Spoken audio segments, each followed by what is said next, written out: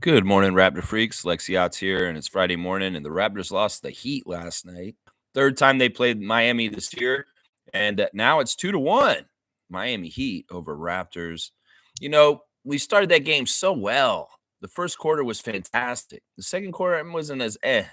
One of the problems the Raptors have right now is closing out quarters. This is something that's said on the broadcast by Adam Williams, and he's exactly right. That is a kind of a little sign of how we're progressing as far as developing and becoming a better team as a rebuilding team is how do we close out quarters, halves, games with energy and overwhelming the other team. Some ways, when you see that, you can see how teams can switch to new gears. One thing with the Raptors right now is we're playing all out. So we're really playing one gear, and that's all out to try and win games. But do we have an extra gear that we could kick into that can push us even better? Well, Miami does because they can play regular mode and then all of a sudden kick it in to another mode and take it to another level. This is one thing I worry about with our team right now is we're playing such consistent all-around energy and getting after everything. When do we kick it in and go up to a new level? And when can we practice this? Well, in the last 3 or 4 or 5 minutes, 2 minutes of quarters and halves. And how do we close out? How do the leads look at the end? Are we ahead at halftime? Or is the other team all of a sudden on an 8-0 run in the last 90 minutes of the half? And they're ahead all of a sudden by almost 10 when we were beating them just a couple minutes ago. This is a big problem. In some ways, this youth on our team doesn't know what's going on with that exactly. They got to learn it. That could be a big difference. We may have similar talent to the Miami Heat, maybe even better talent. But if you don't know what to do with that talent and the very, very important parts of the game, well, things like last night happened. In fact, the second half was a disaster. The team fell apart and never really recovered. I'm shocked that they came back enough to only lose by 10. So, yeah, not a good game. That's why I'm wearing purple. And in some ways, I'm disappointed in the Raptors. I mean, there were a lot of weird things. Like Jakob was a late scratch all of a sudden, and they put Bruno Fernando in the starting lineup for 2 minutes. And then Jakob was like, no, I'm okay. I can only imagine Jakob sitting there watching them start to play. He's like, you know what? My back does feel pretty good, Darko. Let me go back in there.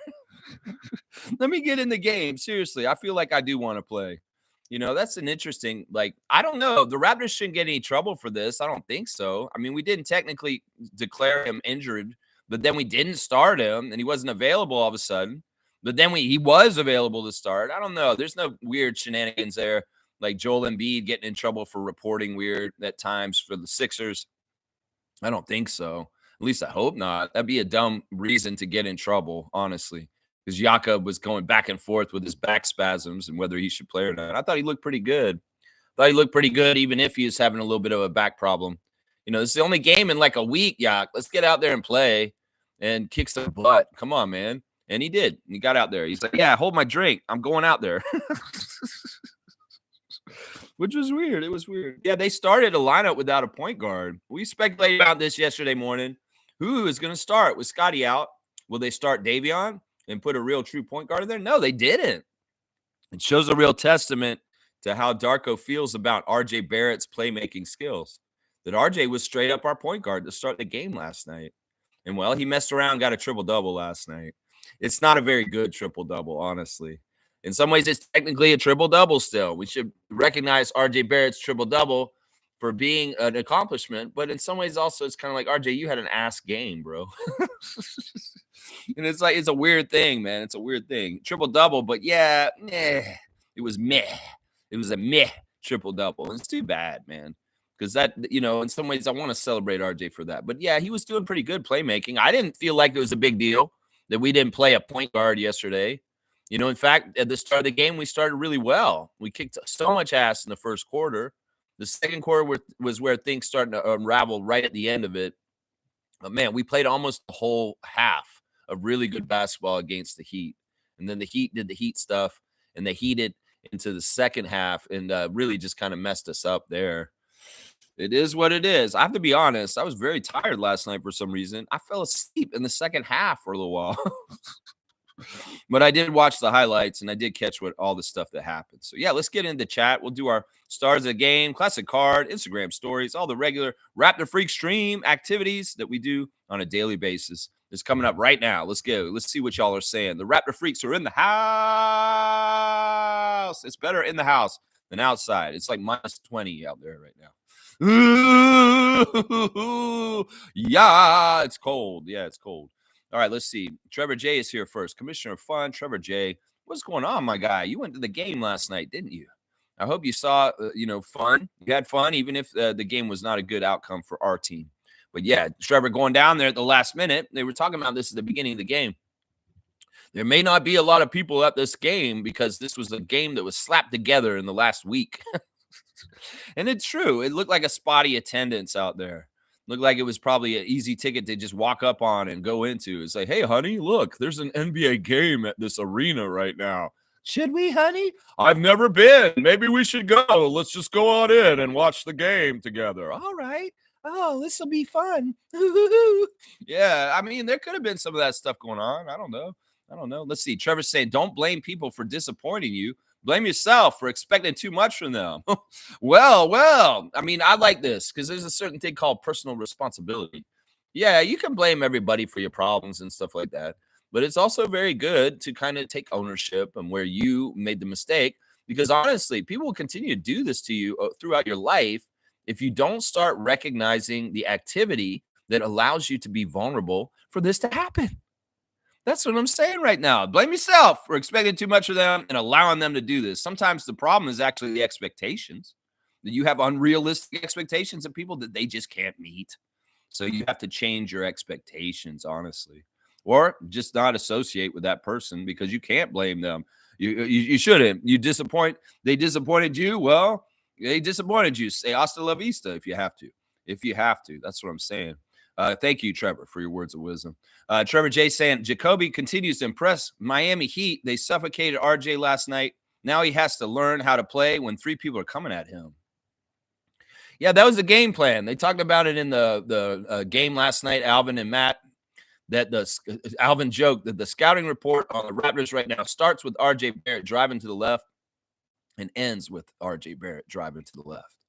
That, with Scotty out, Emmanuel out, they don't have to prepare for the other big guns on our team in major ways. I mean, Grady, they have to worry about him to a degree. They got to worry about Pirtle to a degree in certain ways. But RJ's forefront, number one on the list of finding and identifying and guarding for other teams. In some ways, you try and stop RJ. Well, in some ways, you're stopping the locomotive at the head of the train of the Raptors. And, Miami understood this, and they did a good job of this. Last night. It is what it is. It shall be what it is shall be. Jacoby Walter continuing to impress with above-level experience play above his experience level. And a very measured, smart play. I like this kid so much. He's shooting with some fundamentals in very good ways.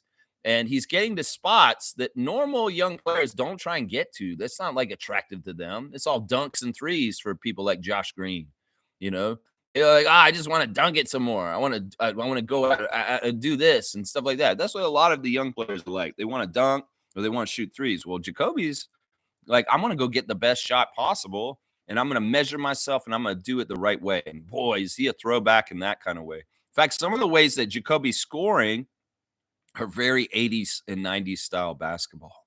Very, very much so. The land of Ricky Pierce and Bernard King and Rolando Blackman and Alex English.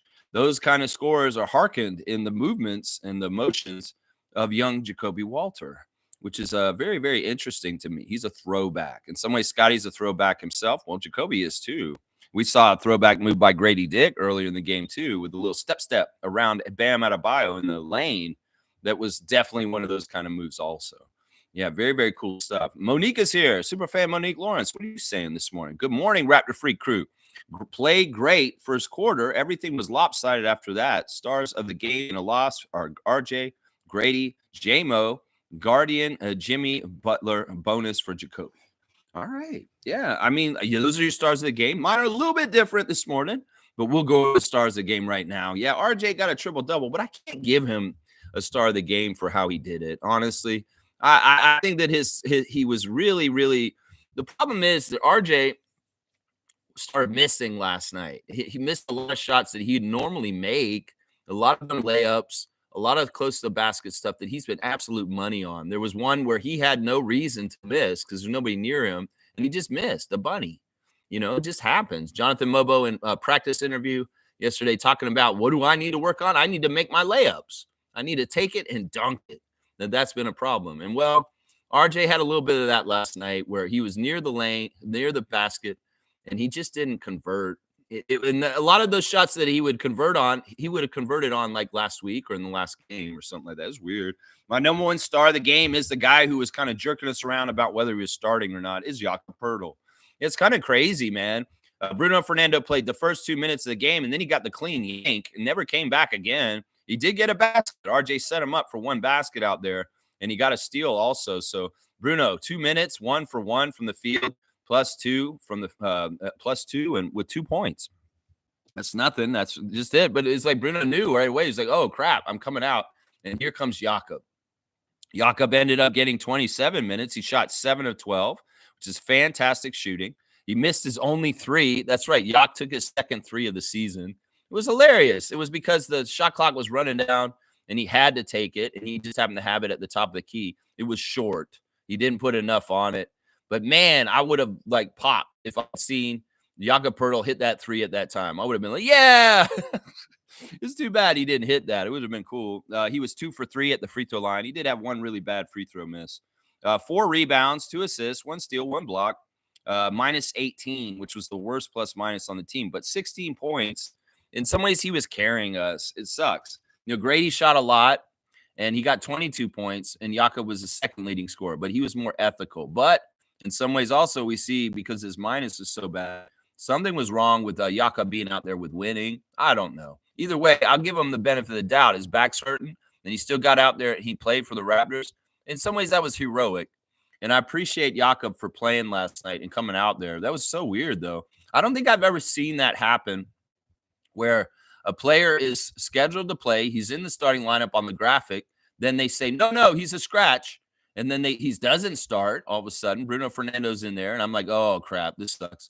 And then, within 2 minutes of the game starting, he is back and he is playing. I've never seen that kind of going back and forth about a player like that. He must have been so on the fence about whether he should play or not last night to be like that, going back and forth like that.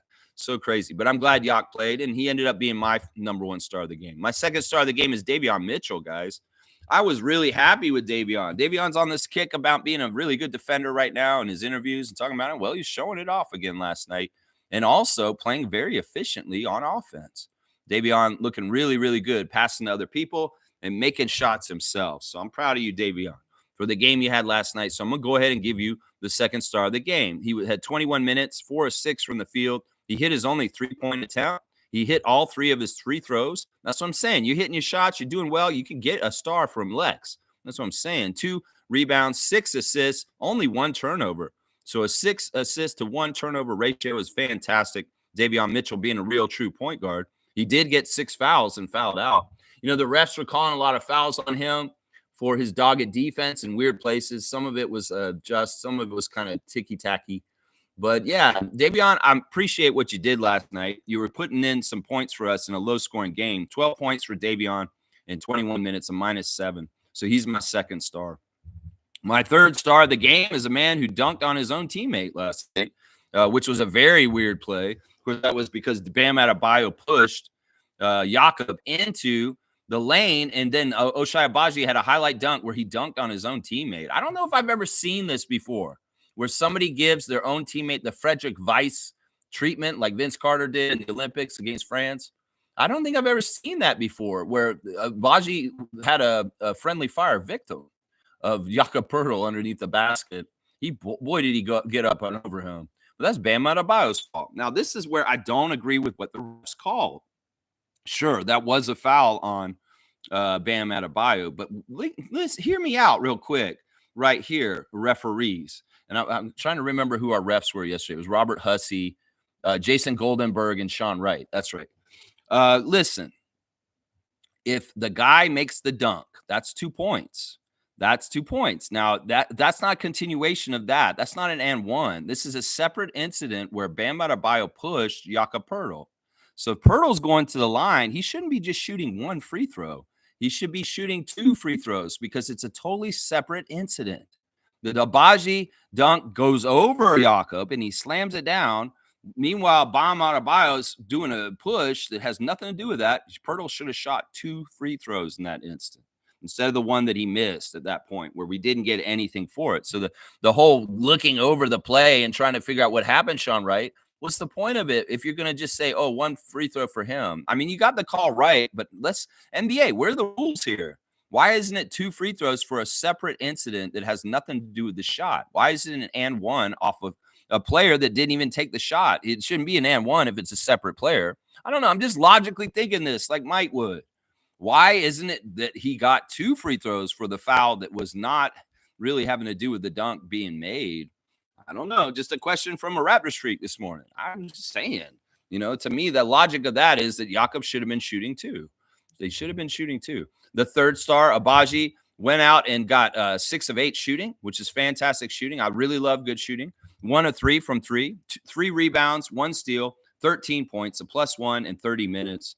Yeah, in some ways, Agbaji could have scored more, but all the Raptors could have scored more, to be honest, especially RJ, if he could have. Yeah, so my 3 stars of the game, Jakob Poeltl, Davion Mitchell, and Ochai Agbaji. Honorable mentions to RJ Barrett and Grady Dick, who were, they did some stuff. RJ getting the triple-double is fantastic, but it's a bare bones triple-double. It counts, and I like that. I like the prestige of it. 13 points, 11 rebounds, 10 assists, 3 blocks for RJ. He did have 6 turnovers also. And that kind of took him out of the question for one of the stars of the game for me. Was not only did he not score his normal output and shot a poor percentage, he also had 6 turnovers. So I was like, that nullifies you from being a star of the game. I'm sorry, RJ. I don't care if you got a triple-double. This is the stat that Kurthika was throwing around last night was that this is maybe the worst shooting percentage for a player on the Raptors getting a triple-double. That nobody shot this badly and gotten a triple-double in the history of the Raptors. 5-18 from the field for RJ. Yeah, that's like almost 25% from the field. That is not good. That is not good. 1 for 4 from 3. He made both his free throws, though. So, yeah, and I like the 3 blocks. I like the triple-double, RJ. And you were a +4. So when you were on the court, we were winning. So there's a lot of good stuff there. It's just, man, Miami really messed you up on making your shots. Is what I'll say. Grady took a lot of shots again last night. He had the most shot attempts of the Raptors. 8 of 19 from the field, 3 of 11 from 3, 3 of 4 from the free throw line. He missed another free throw, which was weird. 4 rebounds, 2 assists, 5 fouls, 22 points, a -7 in 31 minutes. Grady was awesome. In fact, I really like how Grady is so measured and calm. And some of the stuff he's doing is more and more advanced. This guy is not the normal second-year player. Some of the ways that he scores are savvy things that people don't learn till like 3 or 4 or 5 years into their career. And some of that's like step aside in the lane against Adebayo is symbolized by a lot of the stuff he's doing, and why he's looking for a shot and the way he's looking for it is awesome. The confidence and the things he's doing, fantastic, Grady. Fantastic. If you shot just a little bit better, I would have made you one of the stars. You weren't that bad, though. You weren't that bad. Let's see. Jonathan Mobo started last night. His second start ever in the NBA. In Miami, which is a nice special thing for him. And, we were kind of thinking this might happen yesterday, that Mobo might be the option to start in the place of Scotty Barnes. And, well, it was 30 minutes for Jonathan, 2 of 5 from the field. He didn't shoot a whole lot. He wasn't looking for a shot. He's trying to do glue guy stuff around the court. And he found himself in some opportunities to get some baskets here and there, mostly off of an assist from RJ or something like that. 0 for 1 from his only 3-point attempt. He got 10 rebounds, 4 assists, 1 steal, 1 turnover, 4 points, a -9 in 30 minutes. Yeah, I'm not expecting Jonathan to go off and score a lot. I do expect him to rebound a lot, though.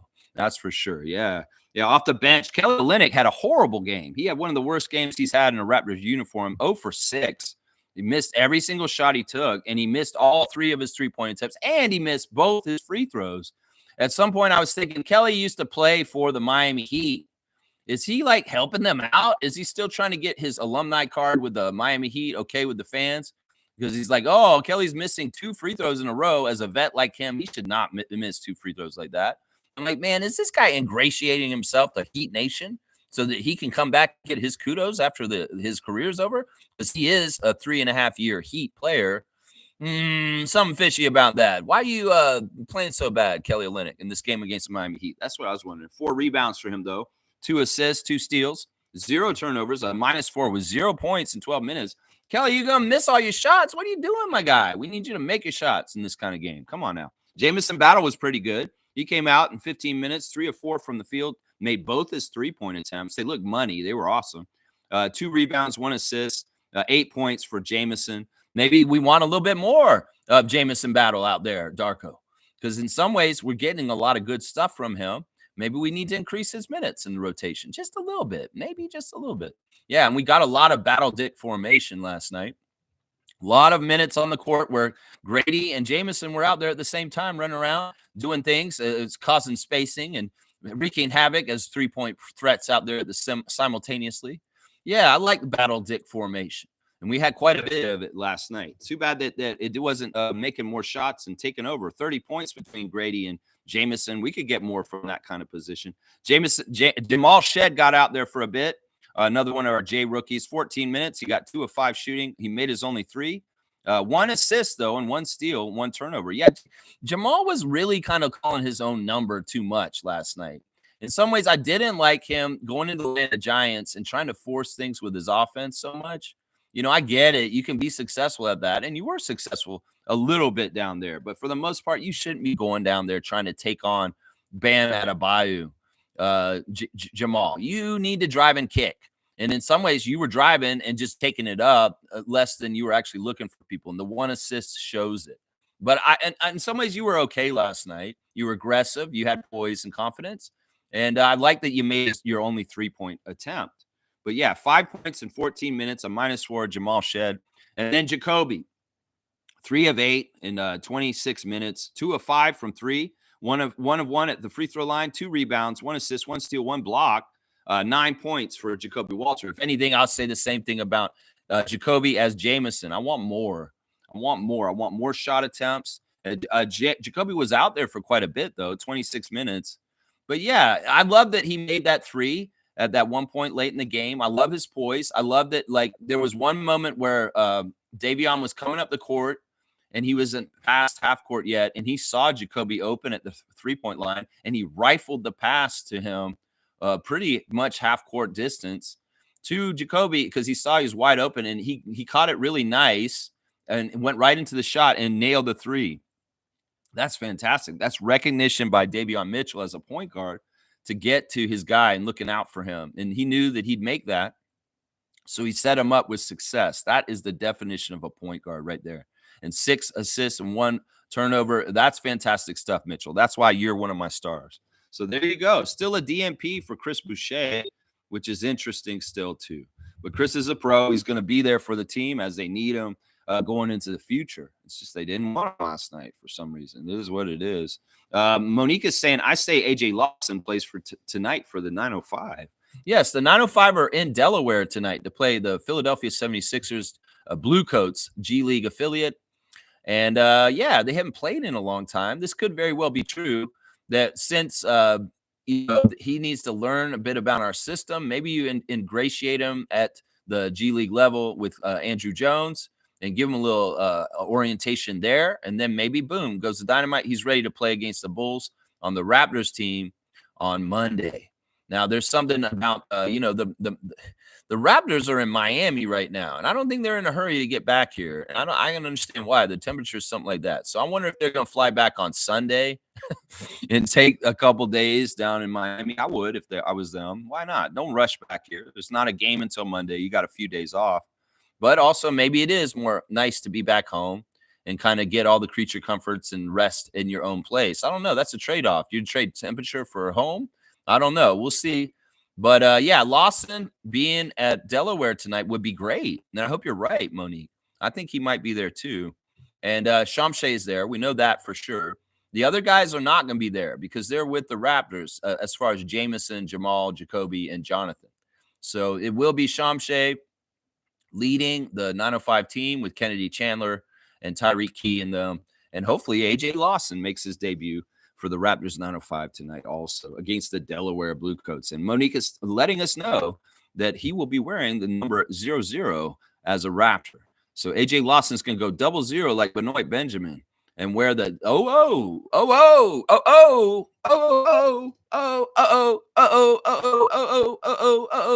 Here come the hammer.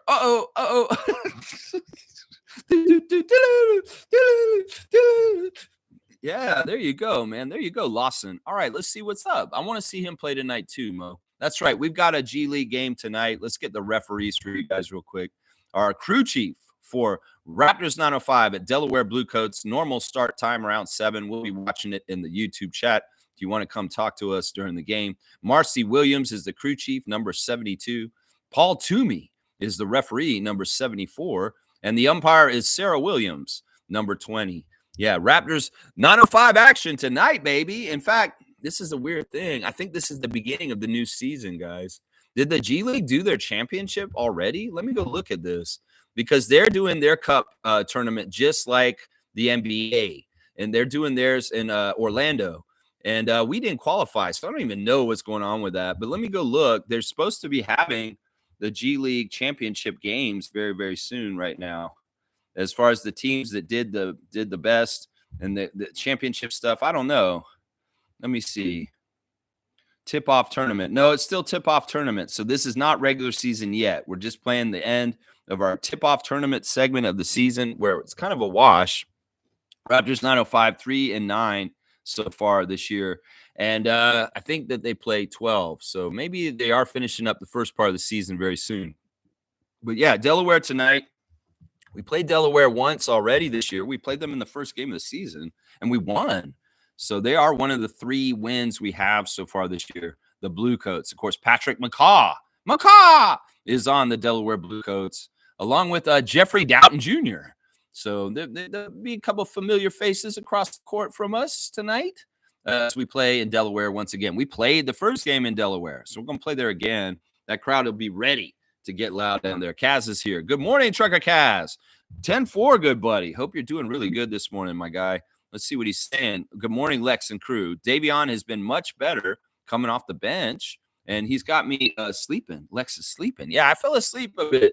I don't know. It's very cold, and maybe I didn't get the right kind of sleep the night before or something. I don't know.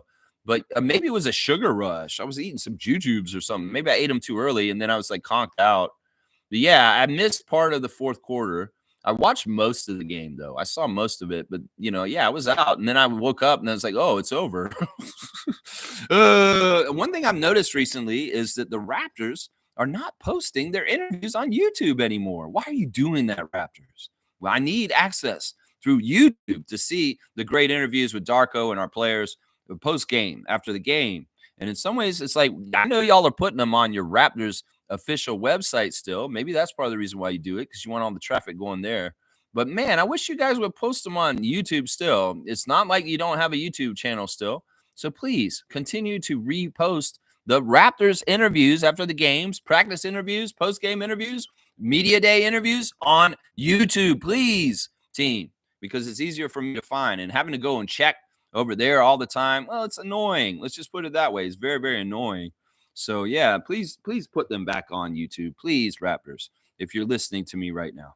Cool Cat saying, good morning, Raptor Freak crew. Year 1 of rebuild, we will get more weapons over time. Young rookie players are getting court time, which is great. Matt Devlin went in on this last night for a little while, talking about what he thinks is going to happen. He said he's been talking to knowledgeable coaches that coached in this league many times, and they are starting to tell Matt they don't think this is a normal rebuild the Raptors are doing right now, that it's expedited, that it's going to be a little bit faster coming back to being relevant and being in the playoffs than the normal rebuilding teams out there, like people like Detroit and Washington. No, I think you're right. I think they're right. Matt said something like this. He said, well, the Raptors are bad this year, and they get a top 5 pick, and they come back next year. They could be in the playoffs, Albert. He's like, Matt, you could be very right about that as far as like how they're doing. I could see that happening. I could see that happening too, except don't get it twisted, Matt Devlin. We get things right with our health. This year, The Eastern Conference is so bad, we could be in the playoffs this year. Forget about waiting 1 year. I know a lot of people that are tank commanders would be like, what are you talking about, Lex? We need to just lose and get a very high draft pick. Why we want to jerk around and make the playoffs still? Because it's the playoffs. Let's just do it. That's what I'm saying. That's how I look at it. But yeah, I love that Matt Devlin's putting that out there. Raptors fans can hear him say that. He's like, listen, this may not be the regular rebuild. We may be back in the playoffs sooner than you think, baby. Yeah, that's what I like to hear, Matt Devlin. That's right. That's right. I can see this too, Cool Cat. This is not the normal rebuild, and we're advanced. We're smart. This is a basketball IQ in these young players that we already got. You know, they come already prepared to learn at a higher level instead of learning the basics like a lot of young players have to do when they first show up in the NBA these days. No, that's part of the scout. It's like, look, I like Jamal Shed because this guy playing for Samson at Houston already knew how to do this, this, and this. We don't have to teach them how to do this. There's these other rookies. They don't know what the fuck they're doing. They're like, they needed to go to college, honestly. Why didn't you go to college, young man? You should have learned basketball more by the time you got here than what you're doing right now. You know, that's some of it right there. That we were smart in the ones we picked. And if we're going to pick a young one like Grady Dick or Jacoby Walter, well, they're fundamentally sound and wise beyond their years. And they're not the normal 19 and 20-year-olds that come into the NBA. Yeah, that's how it's looking right now. That's right. Smooth is here. Good to see Reggie. Good morning, Reggie. What is the point of the NBA in-season tournament? Is there any benefit to the team that wins it? Yeah, like it seems like the players on the team get a cash bonus, but that's it. Yeah, that's definitely the main point for the players is the money that they get, the extra pay, you know, for players that are near the end of the bench that do not get paid big bucks like the big franchise players. This is a huge windfall if they do win this. Seriously. I think they get each $500,000 each. And for a player that's like the 12th or 15th person on the roster, woo, that's like doubling their salary for the year. So it is a big deal, a big incentive to certain players down the roster, maybe not the SGA, but to those younger Thunder that are not paid very well and that are fleshing out their roster. Yeah, that's a payday. That's a big time payday. And that's part of it. I don't know, Smooth. They're just trying to spice up this league and make it more interesting in the middle of it, the doldrums of the season being so long. Well, they wanted some interest at this time of the year when football is still going on and crazy with college and NFL. And in some ways, they want to take a slice of the attention pie. And they're going to say, well, we have something other than regular season going on. It's an in-season tournament. And, ooh, your attention can be piqued and we'll capture you in this. I think that the in-season tournament is better this year because the teams that are in the Final Four are more interesting to me in some ways than last year.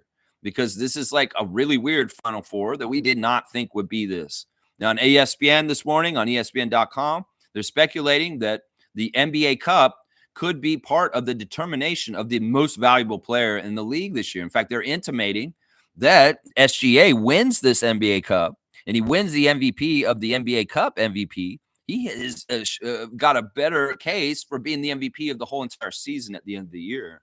So, yeah, there are things to play for in this. And what is the point of it? Well, there's a benefit to more money, obviously, but maybe also prestige to get you more acclaim and respect for possible future awards also in the particular case of our guy SGA. So we'll have to see. We'll have to see, Smooth. In some ways, I'm like, yeah, what's the point of this? I'm kind of with you. I think that when our team's better and we can actually compete in it in a way that it actually is meaningful to us, then we'll find more meaning ourselves in Raptors Nation. But yeah, right now it's just kind of like they're just like any other 82 games, regular season games. But when we're better and we actually start winning them and we're like 4-0 and we're going to Vegas like these other teams that just went, then it'll be like, wow, this is fun. It's so good. It's kind of like that. If you're not successful in it, you're kind of like, yeah, fuck that thing. It's stupid. But if you're doing well, like Lakers Nation loved the in-season tournament last year because it brought them another little championship and they could feel proud of themselves. Yeah, there's an article on ESPN this morning talking about why are the Lakers so bad. Don't y'all write this article every year? Honestly.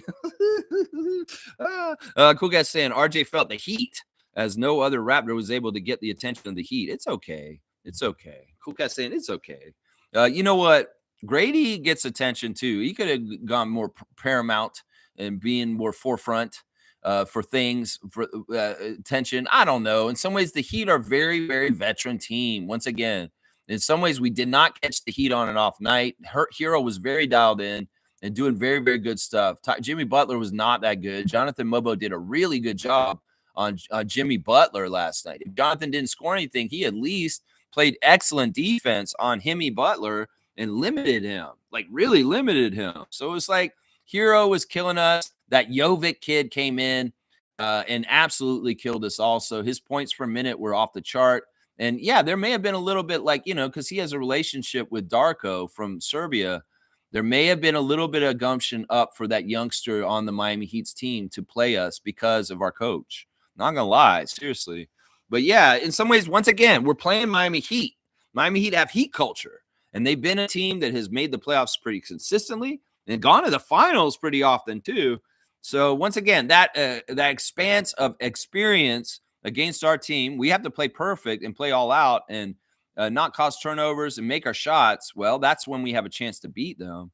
But if we don't, their experience will take us apart and will keep us back, and we will not beat them. So experience is a factor in the game last night. It very much is. Very much is. Yeah, looking at Tyler Hero real quick on the box score, this guy was 9 of 13, 4 of 7 from 3, 1 of 1 at the free throw line, 4 rebounds, 4 assists, a plus 30 with 23 points. So he had a huge impact last night.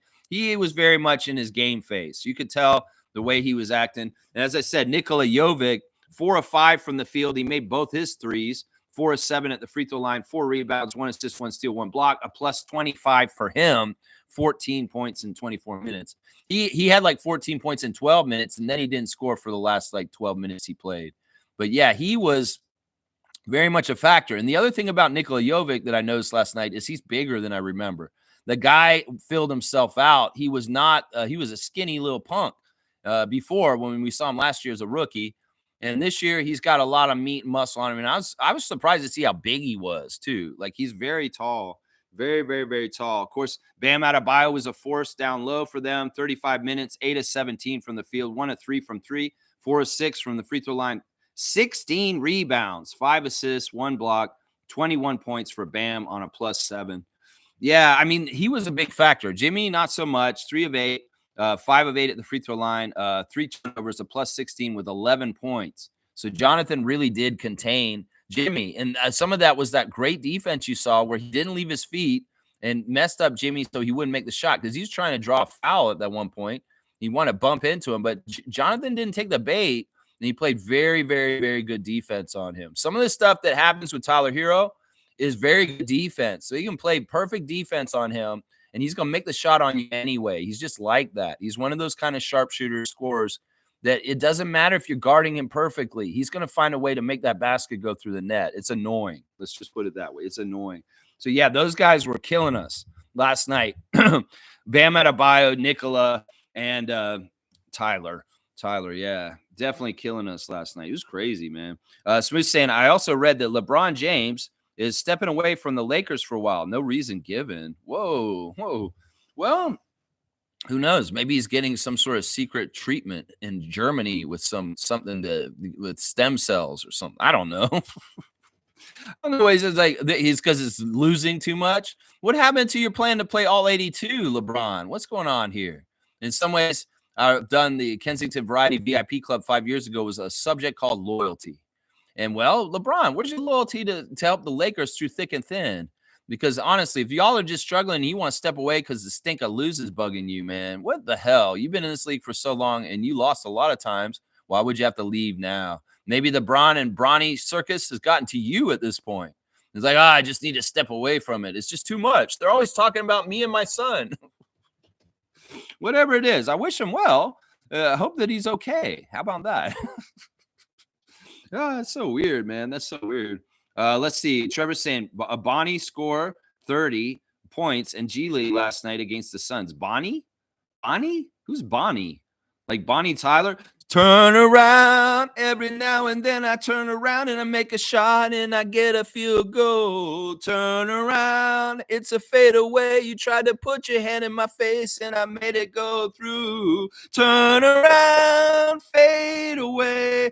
Every now and then I take a shot. Turn around, fade away. Every time it goes through the net, it goes apart. And I need to make more shots. 'Cause I want to up my scoring average, and I know that I'll make it tonight. I don't want to do the crescendo. There's a lot of high singing with Bonnie Tyler. So I don't know what you're talking about, Bonnie. Bonnie scored 30 points in the G League against the Suns. Who's Bonnie? Oh, Bronny. He scored 30 points last night. Who cares, man? Who cares? That dude is a nepotism hire. That dude is a DEI. He's not a DEI. I shouldn't say that. Smooth saying, I didn't watch the Raps last night, but I heard the effort was there as usual. That's a positive. Yeah, the effort was there, but it wasn't clicking or smooth. It wasn't your name. No, it wasn't smooth. There was a lot of messing around and screw ups. Let's go look at the team stats. We can kind of break it down. Since I fell asleep for a little while there, maybe I can piece it together by looking at the autopsy of the team stats real quick. Yeah, we got more shots on goal than them. So that's a sign of us hustling around. 92 field goal attempts to their 83. We did shoot worse than them, though. We shot 45%. They shot 48%. You know, the Heat were dialed in to a degree. The particular players, like I said, Hero and Jovic were dialed in. And you leave them up and they're going to make you pay. The three-pointers, they beat us there. 13 threes for them. We only had 11. We shot 34% from three. They shot 41% from three. So, you know, the Heat outshot us. They shot better than our team. That's part of why they beat us. Now, free throws attempts, well, there was some ref manipulation, it looks like here, because they got double the attempts at the free throw line than us. 32 free throw attempts for the Heat and only 15 for us. We went 11 of 15 for 73% shooting. They shot worse at the free throw line, 66% at the free throw line. They missed like 9 of their free throws. No, they missed 11 free throws, actually. So, yeah, in some ways, the refs were giving a lot of favor to them on the free throw line. And in some ways, I could see them arguing. There was a point where RJ got a technical. He went right at Sean Wright and was running up the court, yelling at him, tech on him. And I like that. I like that RJ's fighting for himself and saying something. He's going to get a check that he has to send to the NBA for the technical, but maybe it was worth it. In some ways, he had to tell Sean Wright what's up. And I think the whistle got a little bit better for him after that.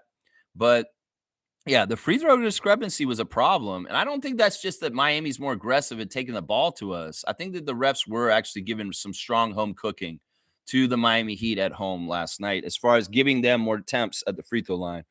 We got out rebounded. That's another reason why we lost last night. 52 rebounds for them, 42 for us. Assists were pretty good, though. Raptors got 29 assists, so we were sharing the ball pretty good.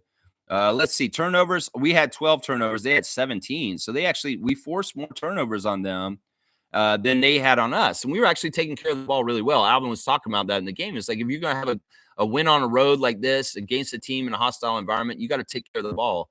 And the Raptors did a good job of taking care of the ball in the first half.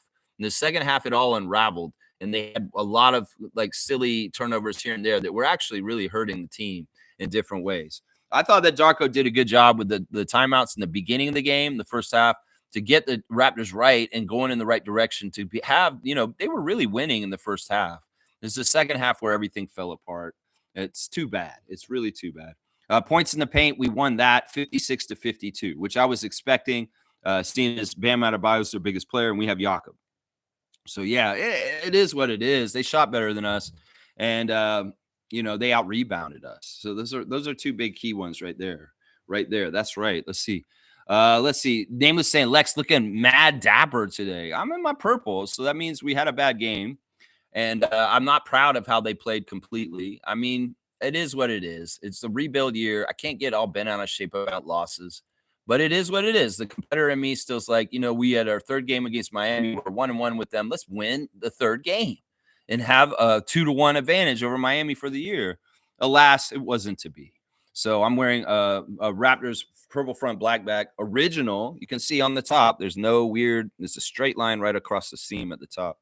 This is one made in 2001 and not recent made one. Like MK had a beautiful recent purple front black back Grady Dick jersey at the 905 game this week. But yeah, I'm wearing purple today. And you're going to say it's dapper?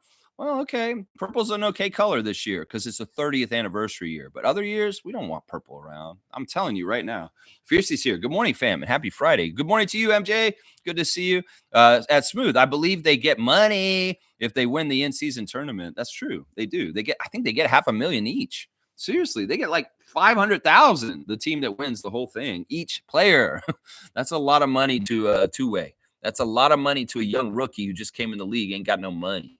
Yeah, that's a lot of money right there. Brian's here. King has returned to the chat. Dap to Brian. To the point. Y'all check out To the Point, a great YouTube channel on NBA basketball, Raptors focus, and also Canada basketball focus. We love you, Brian. What's going on this morning? What's up, Freak Nation? Dap ain't been here in a while. Big concussion and busted up body, but I'm back and glad to see the Raps finally play after 2 weeks. Whoa, hold up. Did you just say big concussion and busted up body? What happened, man? I hope you weren't in an accident or anything happened like really, really crazy. I wish you healing vibes and feeling and getting your head straight, Brian. I hate hearing this, man. I have no idea what happened to you. If you want to enlighten us, it's up to you. But yeah, either way, we're going to wish you a speedy recovery and better healing and happy vibes, more so going forward as the future progresses going forward. Man, Brian, I don't like hearing that, man. But I'm glad to see you. You finally saw them after 2 weeks. Where were you? You couldn't watch the Raptors this whole time? Man, I hope you were okay, man. I hate to hear that you've been in a bad place, Brian. So we're so happy to have you back, man, with the RFF. Your family, Raptor Freak family is here for you because you are a Raptor Freak, my friend. That's right. Smooth saying, I'm sure the Raptors have a sports psychologist on staff. These losses are very difficult on the mind. Pros want to win. Well, this is interesting. I don't think we're the normal team like this because of our high intelligence. I think that if you're very kind of low vibration person and you don't think very deeply, you could get caught up in this and be like, oh, I hate this, and be kind of like stupid about it. But I think our guys really understand the plan and they're all in on it and they understand it. And there's very much good communication amongst the front office, the coaches, and the players about what the eyes on the prize should be right now and what is the goals right now. And I think that that's part of the reason why these guys, even if we have almost 20 losses already this year, are not holding their heads. They're not upset. They're coming back and they keep coming back.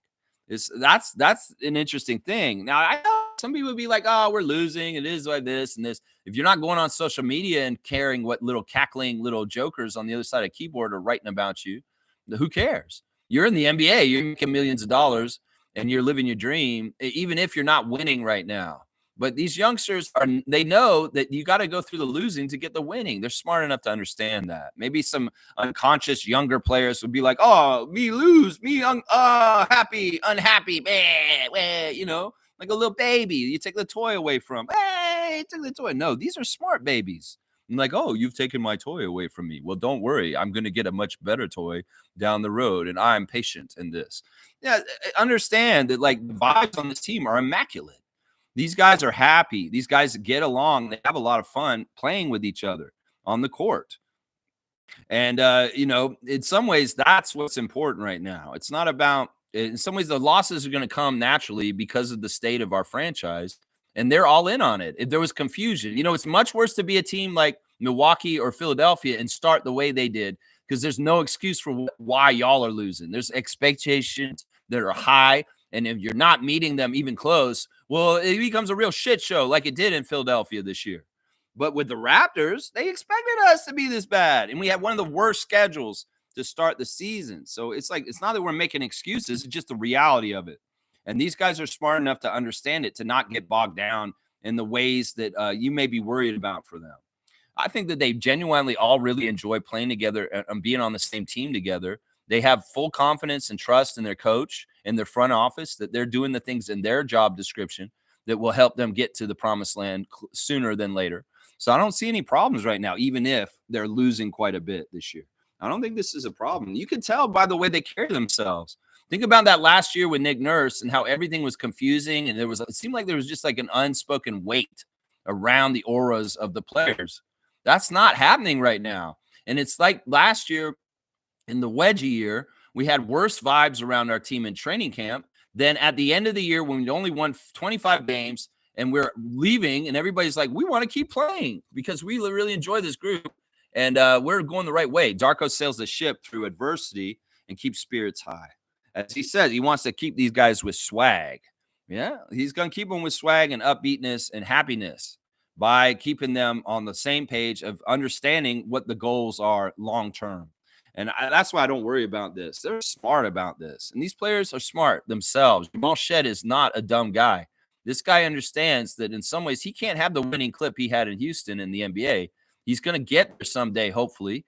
But at some, he's got to go through the lumps in the learning curve of the NBA right now. That's just how it is. It's just how it is. Randolph's here. Good to see Randolph. That's right. Oh, wait. Smooth said that. Okay, there's a couple more comments. I don't want to drop them. Fiercely saying that, Brian, welcome back. And glad you feel better.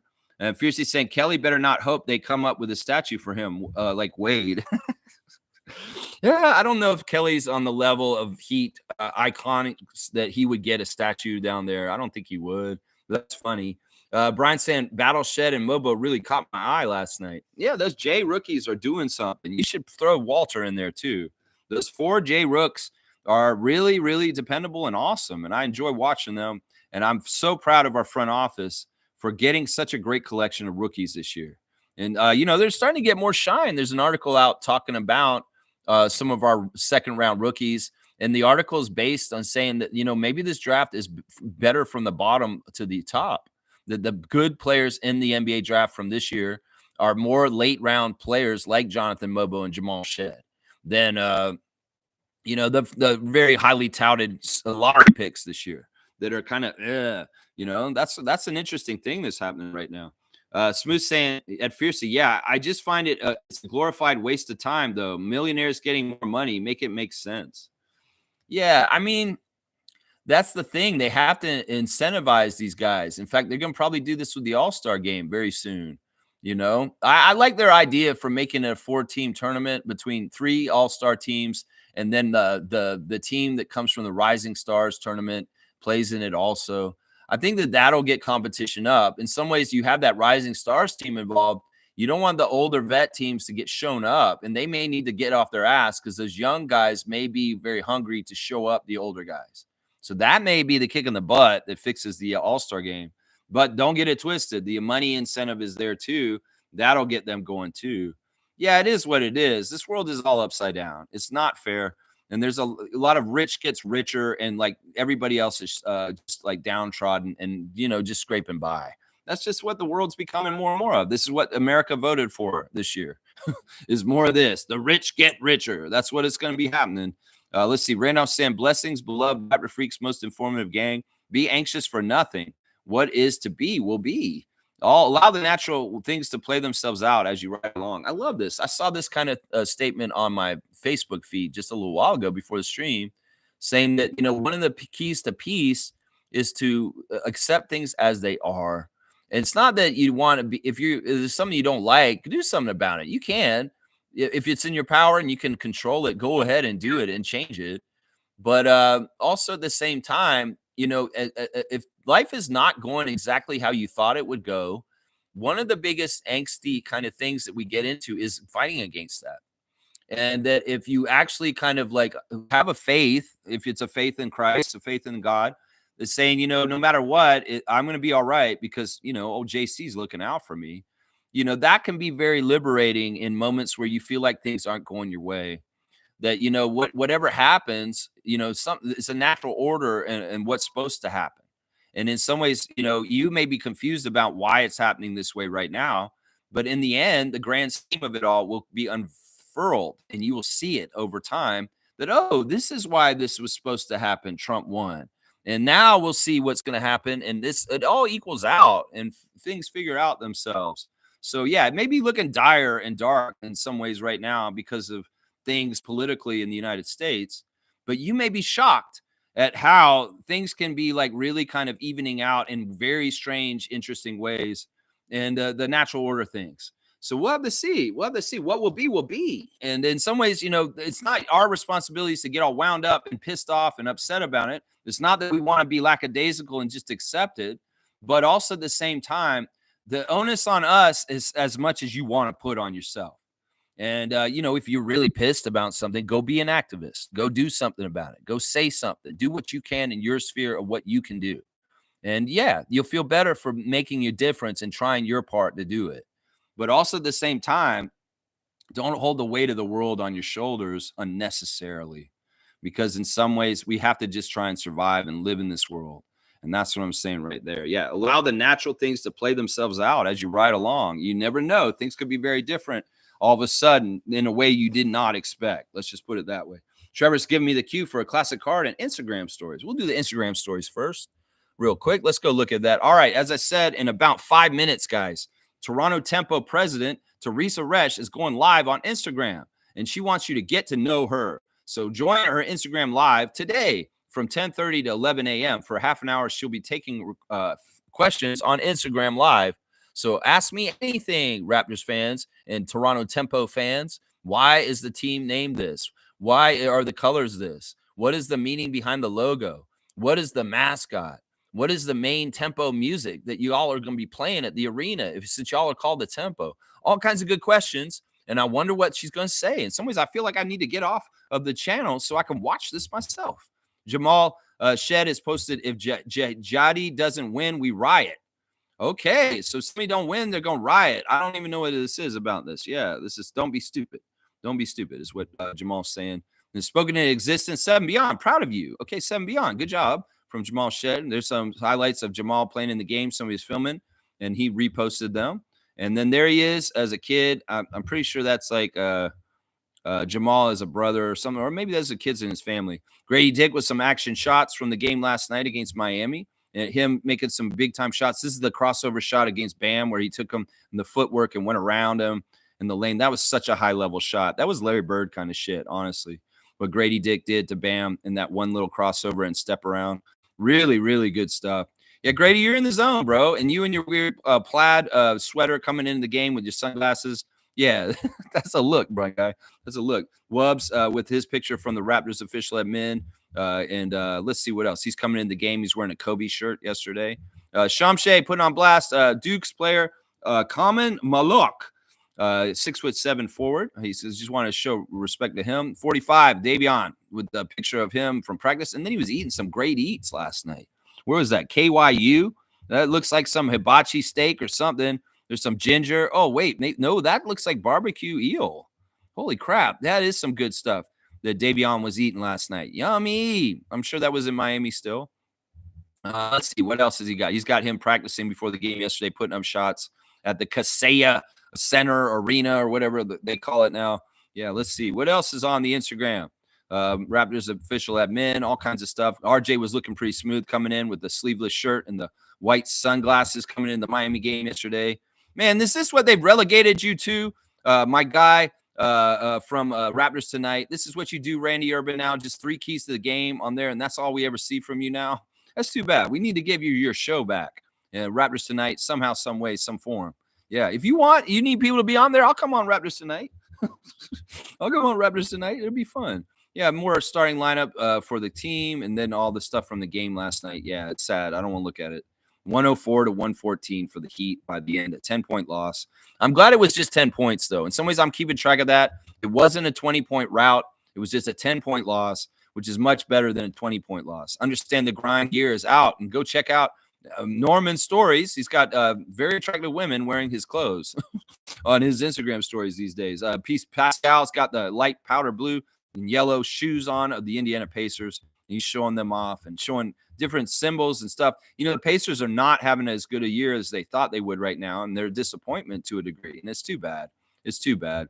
I'm wishing better things for Siakam and Rick Carlisle's team. Slim Duck is showing off that it was his agent's birthday. Happy birthday to Ephraim, man. Everybody's uncle. It was his birthday yesterday, so Chris had to put him on blast and celebrate him. So we're very happy to see Chris. Happy for his guy, Ephraim, everybody's uncle, on his birthday yesterday. There you go. And then Jay Nathan got a picture of Miami from yesterday before the game with the cloudy skies, but you can see the ocean. You can see the ocean there. There's your Instagram stories. They're still in Miami. But I wonder, they're going to come back today or are they going to wait till Sunday to come back? I could see them spending 2 more days down there because it's warmer. I can see that. We'll have to see. We'll have to see. Seymour saying, tap it in for the Mountain Time region. Dap to you. Seymour, the city slicker, Sheriff Seymour Pape, holding it down in Calgary, Alberta, Canada, for the Raptor Freak Nation on a daily basis. Always good to see my sheriff. He's an admin on this channel, or not an admin. He's a moderator. Look out! You better not say nothing. No. Seymour's got my back, and he's going to take you out. Smooth saying, yeah, for the guys on the edge of money, it helps. Yeah, for sure, it really does. And I mean, sometimes, think about Michael Jordan when he used to play.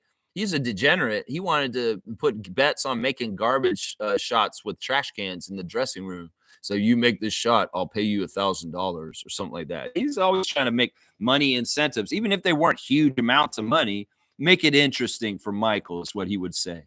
Make it interesting for me. You could throw this half-smoked cigar in that trash can across the room, 15 feet away.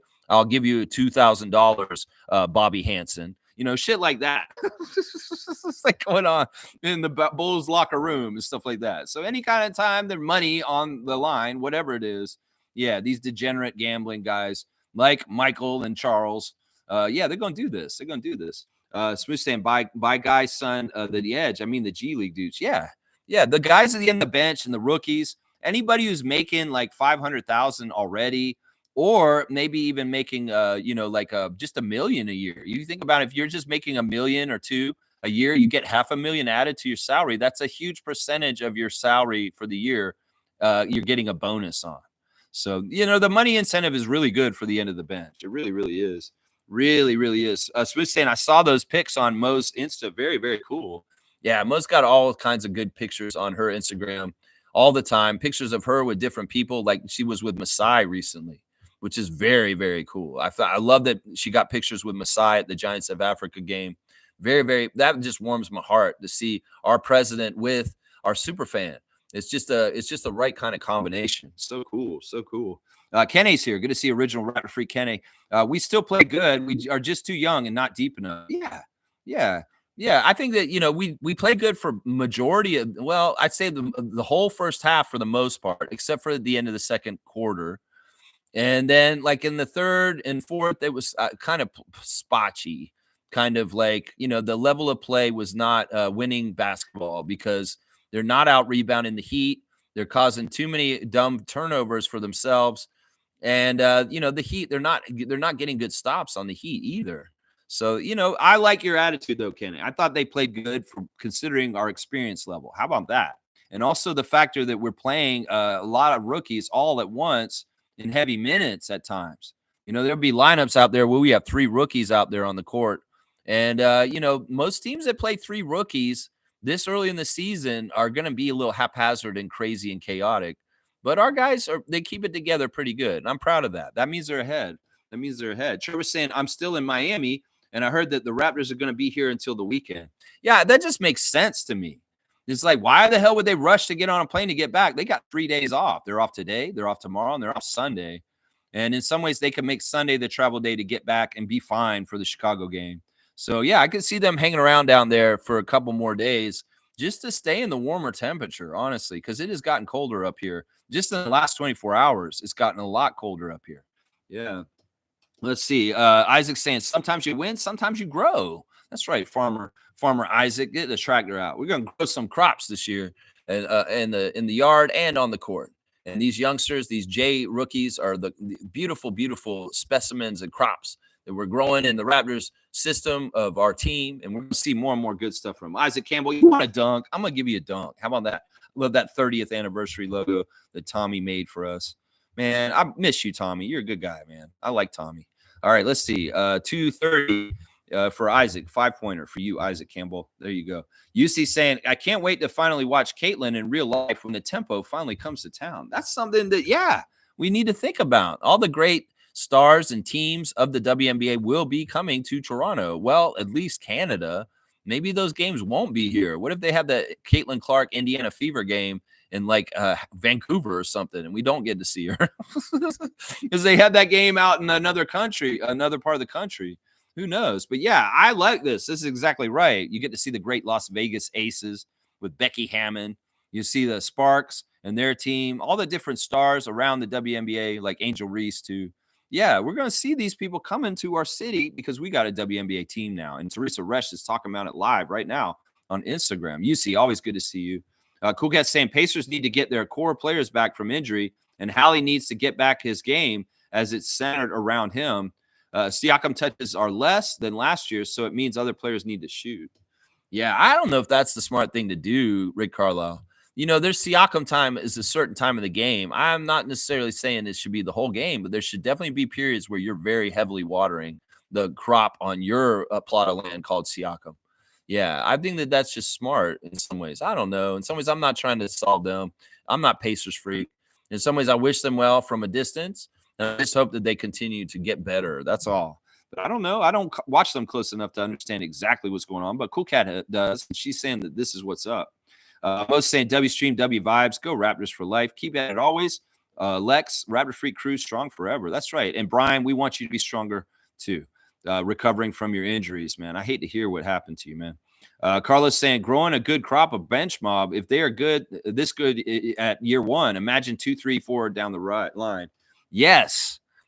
And in some ways, we need to ride that surfboard of our roster with Masai and Bobby, kind of deciding who's going to keep going with us and make the smart decisions. Sometimes when you have so many good players coming up, there's tough decisions to be making. You don't want to second guess and lose somebody really good.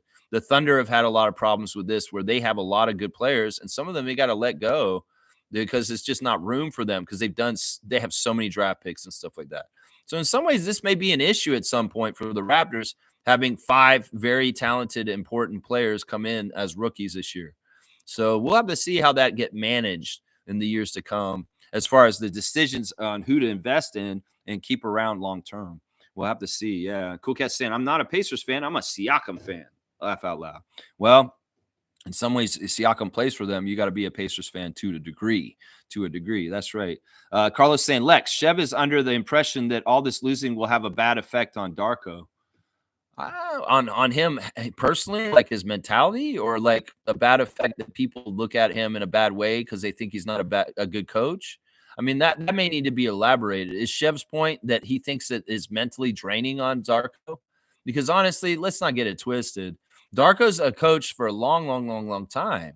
He's been through every single type of stage as a coach, whether it's a team that doesn't win anything at all. He's been as a coach that's won everything. In different places, not in the NBA, but in like Spanish League and G League in different places. So this is not his first rodeo. I think if Shev's worried about Darko's mentality as a person, he shouldn't be worried about this. Darko's a badass. He can roll with the punches, and he understands, as I said before, just like the players, they know the drill. They know the script right now. And it's not like the losing is going to be hard and damaging to their mental health.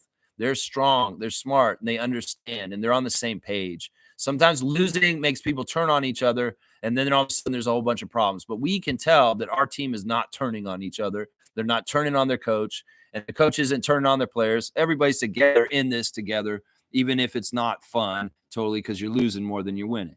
So I don't know. Is he worried about him because the perception of the public will be that Darko's a bad coach because of his win-loss record, and anybody is just going to look at that, is going to judge him for that? Yeah, that may be something to be concerned about for Darko as far as things. But otherwise, I wouldn't be concerned about Darko personally on his own, thinking about how he feels about things. This is confident, and he understands what he's doing works. Because when it does happen, when it's supposed to, it does work, and we're very successful.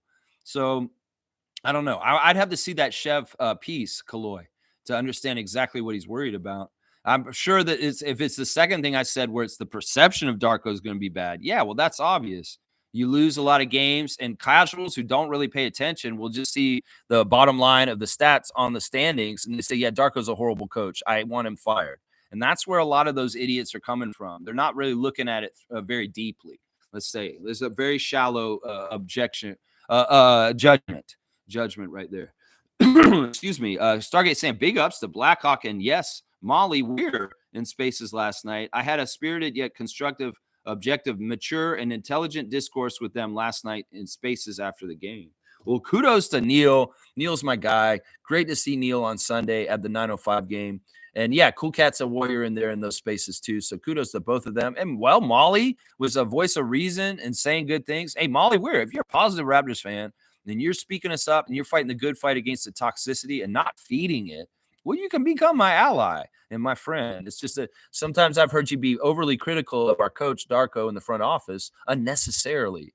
And that energy feeds the more energy of people online feeding into what you're saying. And that's why I'm trying to put out the good stuff from here. Hopefully people that watch me, like all you guys, like Blackhawk and Cool Cat being in the spaces, can help with the perception and help with the team, with the vibes, because the Raptors fans get crazy and out of their mind in dumb ways sometimes. And we need to babysit them and maybe kind of help them sometimes. So Molly, keep being a force of good and a good voice. And, you can be constructively criticizing the team. Just do it in a positive way so that it's helpful and not just denigrating and putting them down is what I would say right there. Yeah, big ups to them. You know what? I'm going to give Blackhawk and Cool Cat both dunks because I know you didn't mention Cool Cat right there, but I know that she puts in her part of doing good things in those spaces. So 177 for Cool Cat. And for my good friend Neil out in the 905 there, 92, another 5-pointer for him also, 92 dunks for Neil. Yeah, let's keep going. Cool Cat saying, I think the Raptors are using the OKC method of rebuild, quality rooks, and quick turnaround. Yeah, I think that's the sign more of a good GM. I think that's the sign of it. I think that every team would do this exact plan if they had good front offices. I think that's the thing that's held up teams like Philadelphia, Washington, Charlotte, Detroit, is that they don't have very good front offices. Portland, that's another one. They just don't have good people making decisions that are smart. And what we do, we always have while Masai's been here. And Sam Presti is another one down in Oklahoma City. So I think it's more a symptom of a good GM is what it is. The quick turnout round of rebuild is a sign. If the rebuild's not that long, well, that means the front office is very good at their job because they get it right the first time instead of making mistakes over and over again at the top of the draft with bringing in different jabronis, Philadelphia. Yeah. So I would say that if you have a quick rebuild, it kind of is evidence of a very, very astute and good NBA front office. Yeah. So Carlos saying on his career, and he will get scapegoated by Rodgers' new regime. You know what? Listen, yeah, I get what you're saying. You're talking about Chev again. This is going to be part of the problem with the coach coming in after Nick is that you're going to go through a period of where you're going to lose and you're going to be compared to him possibly. And also in general, just be compared for the franchise is at. It's not totally fair to Darko. Now the fans can be ignorant and do this because they're just going to surface level look at our win-loss and blame Darko.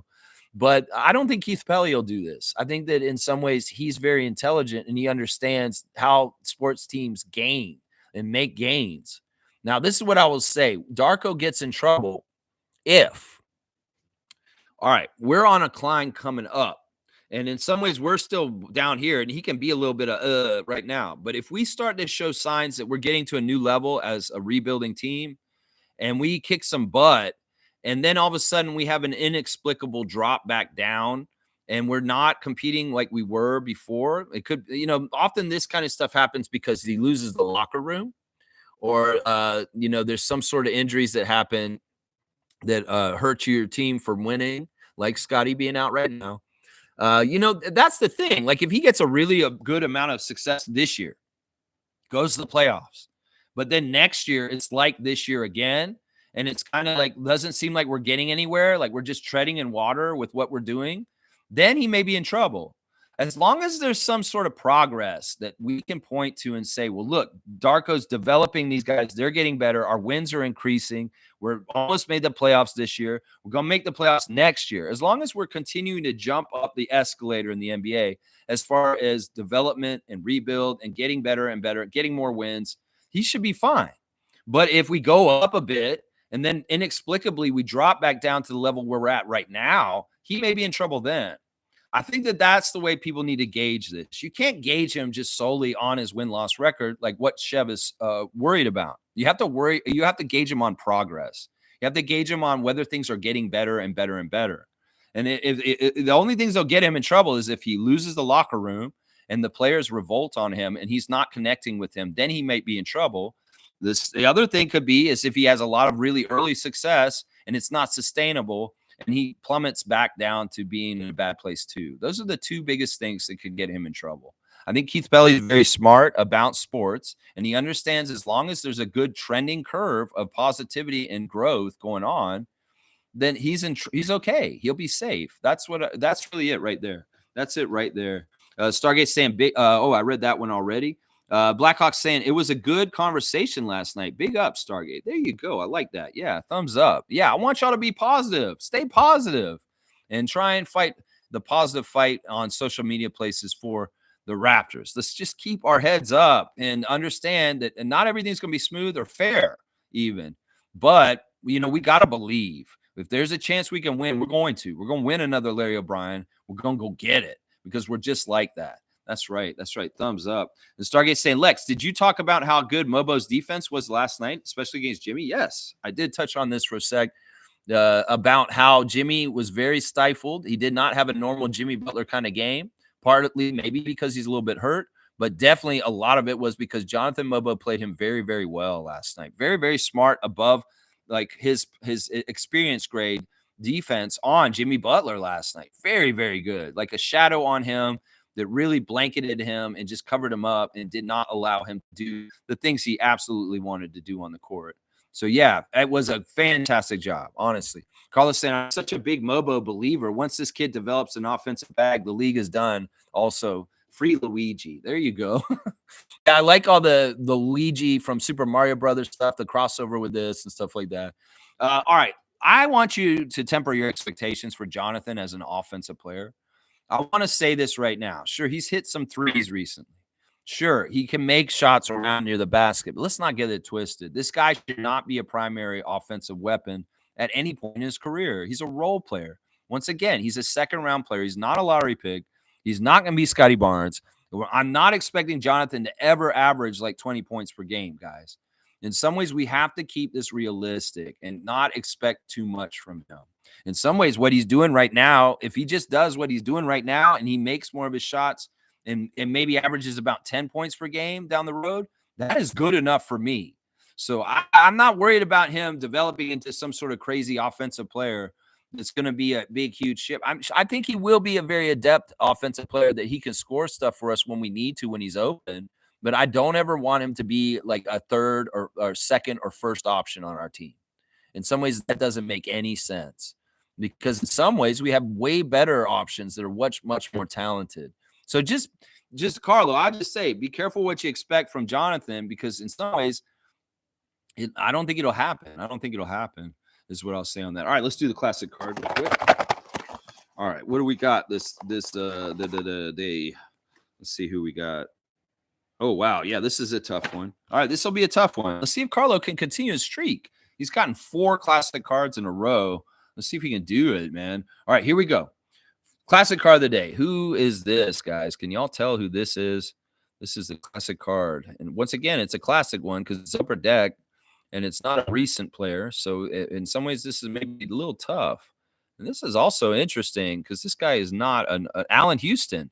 That's an interesting guess. I don't believe Allen Houston ever played for the Cavs, but he kind of looks like Allen Houston. Kind of, not really. Kind of. He needs a mustache if he's going to be Allen Houston. But yeah, that's not Allen Houston. Let's see. Carlos saying 100%. Like, I just want the defender to not sag off him when he's holding the ball at the top of the key. Yeah, I get what you're saying. I think he'll be enough of an offensive threat where they have to, respect him.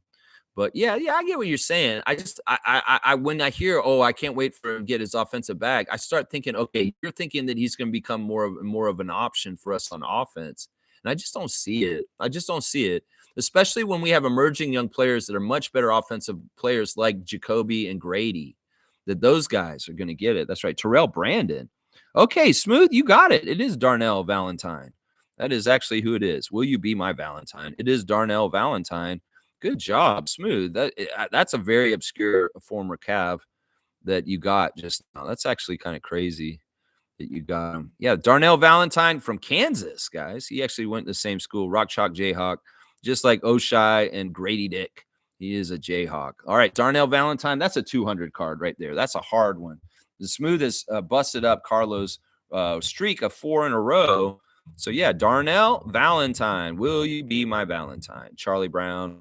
There you go. Oh, Charlie Brown is on our team on this G League. All right, 200 points for Smooth today. He's in the lead of the Raptor Freak trivia, so he's adding more to the top. Kareem comes back more regularly. Maybe he can put that in there. Slug Deezy, good guess with Terrell Brandon. This guy's a little bit bigger than Terrell. The great point guard that's always forgotten. Honestly, they never talk about Terrell Brandon in any kind of way in the NBA, and they should, because he was absolutely a great point guard when he played, when he was healthy. Yeah, good to see you, Slug Deezy. All right, let me see. What else do I got to do? Justin, you want to come say hi? No, you stay down there. You go ahead and stay down there. All right, let me go through my tabs real quick. Once again, the Raptors lost by 10 to the Miami Heat last night, unfortunately. I'm not going to say any ref manipulation or anything like that. The refs weren't totally happy or nice to us. They gave home cooking to the Heat with the free throw discrepancy. But also at the same time, the Raptors didn't play well enough for me to be mad and say that the refs took the game away from them. It wasn't like that. The Raptors did not play well enough to really make that case in some ways. My 3 stars of the game were Jakob Poeltl, Davion Mitchell, and Ochai Agbaji. Honorable mentions to RJ Barrett for his triple-double and Grady Dick also for some of the great moves that he was making out there. Let's see. Referees for tonight's game in Delaware, 9:05 at Delaware Bluecoats. Marcy Williams is the crew chief. Paul Toomey is the referee. And Sarah Williams is the umpire. We're speculating that AJ Lawson, wearing the number 00, may be suiting up for the 9:05 tonight, our brand new two-way, to get orientation in the Raptors system with Andrew Jones in the G League affiliate. So we'll have to see if AJ Lawson, Canadian from Toronto, takes the court for the G League Raptors 9:05 for the first time tonight. I would like to see that. I'm hoping that AJ can be there. We'll see. Route him to Delaware, guys. He's been playing the G League already. He's probably played the Bluecoats already. And we want to see him take them out and mess them up and get a big W for Andrew Jones. Yeah, I'm all about that. Let's see. What else is there to talk about? I think that's it. There's no birthday today, guys. So if you have a fantasy team, go ahead and set your lineup for today. All right, y'all. That's it. You guys don't have anything else you want to talk about? Let's get going. Stargate saying Mobo will be like our version of DeJuan Blair. That's a player who used to play for the Spurs, right? Let me see. What players do I think I should compare him to that would be a good idea of what it could be like for him? I mean, to me, you know what it is? It's weird. It's like Jonathan's another version of Chris in some ways, but he's a little bit more better a passer and he's a little bit stronger. So in some ways, he's a lot like Boucher in what he brings, energy and rebounding, but there's a little bit more of a passer's edge to him and a ball handling edge to him. And then even also, I don't know. Chris shoots threes better than Jonathan, though. I'll say that. Yeah, I don't know why I'm comparing him to another player on our team already because they have the same kind of effect. Some people are saying last night on Blue Skies that Chris is the thing that's missing for the team, that they should have played Chris last night because he injects energy in places of the game where we need it. And that is something that Darko may need to consider. It could very well be it's part of the plan right now in the doldrums of the middle of the season to not inject the energy of Chris and just kind of go on autopilot. But then later on in the season, when we are playing for something more important, then all of a sudden we put in the energy injection of Chris Boucher into the lineup. I don't know. That may be a strategy right there that he's not leaning on him in certain ways. Let's see. Carlos saying that he hopes AJ Lawson could be our Isaiah Joe. Yeah, there may be some comparisons there. Seeing Isaiah Joe for Oklahoma City last week, he is definitely like an option down the road and a certain kind of like a slasher score with some good three-pointers too. Yeah, I could see the comparison here. I can see a lot of the comparison here. In fact, Isaiah Joe did a lot of the things that AJ Lawson is doing in the G League just a couple of years ago. So there's a very distinctive comparison there because it's similar kind of stat lines, honestly, from the G League. Blackhawks saying it takes 2 to 4 years for a rookie's game to grow. Mobo is not a scorer today, but he can work on finishing at the rim to grow his game. He will be a better player next year. Yeah, I'll agree with this. I just think that if you guys are expecting him to have some sort of development path like a top level player like Scotty or Giannis, you just hold your breath.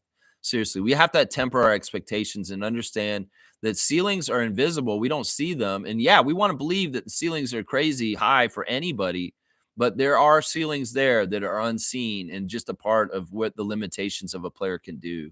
Jonathan can do a lot of really amazing, fantastic things, and I'm very happy with them. They're very useful and they are NBA level stuff. So that's the best thing right there. Mobo can be a better Naz Reid. That is actually not a bad comparison. He's got to be strong like Naz. He's got to fill out the muscles and get even stronger. And I could see this. I could see this. Now, Naz Reid is absolutely really, really gotten to be a very dependable 3-point shooter. So that would be part of it, and him getting more muscle. I could see this. I could get behind this. This is a pretty good comparison right here, Neil. Yeah. Stargate saying, "Oh yes, Naz is a good example." Yeah, we got kind of a similar position and size, and that's the thing. Naz Reid is way bigger than Jonathan right now, but Jonathan could put more muscle on him, and he could end up being as big as Naz Reid in the next 5 years. That's the interesting thing right there. Yeah. Yeah, Chris comes saying Isaiah Joe, his threes, laugh out loud. AJ has threes and AJ doesn't. I don't know if that's exactly true. AJ Lawson was bombing threes on us when he came to Mississauga in November the 22nd in our home opener for the 905. No, I don't know if that's exactly true. I am not. I think that the knock that AJ Lawson is not a good shooter is not true. I don't think that's true because I've seen him play in the 905 against the 905, and I've seen him play at other times. I remember him from last year. This kid is actually a really good shooter and attacks the rim very well. We're going to see. They need to show up. We'll see if we're right. Who's right, Criscom, about that? We'll see. Wayne's saying morning. Last night, to me, emphasizes importance of IQ. Our point play is weak. Again, we like Shed, but Davion fouls too damn much, and both hangs on the ball too much. Yeah, I mean, I didn't like how much they weren't looking for people, but the assist numbers were pretty good for last night, nonetheless.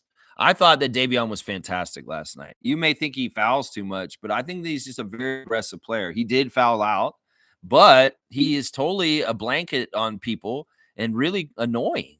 And in some ways, I'll take that trade. If he's going to foul too much, well, that means he's trying. He's getting that energetic. And, not every play is going to be a foul. Some will be a turnover. Some will be a good defensive stop. So I'm not going to blunt the sword of Davion Mitchell and say he should need to chill out and not foul so much. No, keep doing what you're doing. Keep being aggressive, because in some ways, the balance of it all, we get more net positive from it. Is that's how I feel. Shed definitely needs to look for his teammates a little bit more, especially last night.